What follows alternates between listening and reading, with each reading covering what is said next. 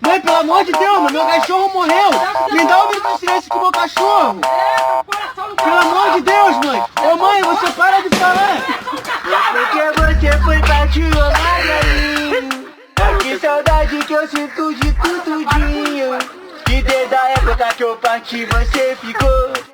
Mas foi atividade aqui no meu quintal continuou. Agora eu voltei e você partiu. Não acredito, Magrelin, puta que pariu. Eu estou aqui, tô boladão. O meu cachorro com 20 anos partiu, irmão. O Magrelin, você descansa em paz. Meu coração está chorando, não aguenta mais. Mãe, respeita! Respeita, mãe! Mãe, respeita! Acho que tu na vida vai botar o coração!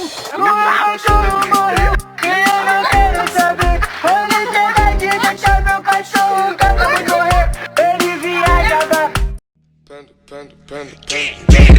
I got broads in Atlanta, she's at the lean, the family.